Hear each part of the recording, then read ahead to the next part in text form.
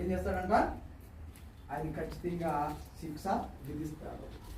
ఆయనకి అడ్డముగా వచ్చినది ఏదైనా సరే వర్ధిల్తాను. అడ్డంగా వచ్చింది ఏది కూడా నీకు విరోధంగా రూపింపడినట్టు ఏ ఆయుధమును వర్ధిల్లదు అని దేవుని వాక్యము తెలియజేస్తుంది. ఇక్కడ మనం చూసినప్పుడు మనం ఆయన స్తుతిద్దాం. 2 చేతులు పైకెట్టి ఆ బోర్డు తీసేసినందుకు దేవునికి స్తోత్రం. ఆ బోర్డు తీసినటువంటి వ్యక్తిని బట్టి నీకు స్తోత్రం నాయనా, స్తోత్రం స్తోత్రం స్తోత్రం నాయనా. సిలువ వెరగొట్టిన వ్యక్తిని బట్టి నీకు స్తోత్రాలు చెల్లిస్తున్నాం దేవా నీకు. సిలువ వెరగొట్టిన వ్యక్తిని బట్టి మీకు స్తోత్రాలు చెల్లిస్తున్నాం దేవా నీకు. ఆ వ్యక్తిని మీ దృష్టికి అప్పగిస్తున్నాం దేవా మీకు.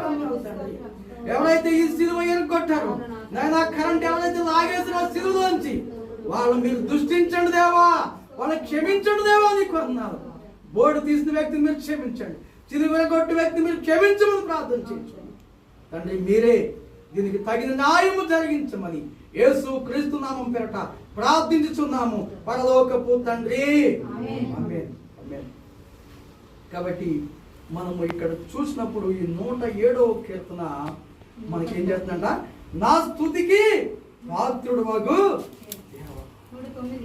109వ కీర్తనలో నా స్తుతికి కారణభూతుడు వగు దేవా మౌనంగా ఉండకము. ఇది నాన్న మరి నక్కలకి బొడిలు ఉన్నాయంట, ఆకాశ పక్షులకి గూళ్ళు ఉన్నాయంట.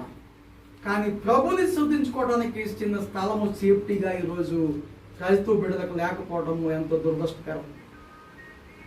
ప్రతి స్థలంలో కూడా ఏదో ఒక శోధన, ప్రతి స్థలంలో కూడా ఏదో ఒక ప్రాబ్లం. ఈ చిన్న స్థలము ఎవరికి అవసరమై ఉంది? దీని జోలికి రావాల్సినటువంటి అవసరము ఏమీ లేదు. అయినప్పటికీ కూడా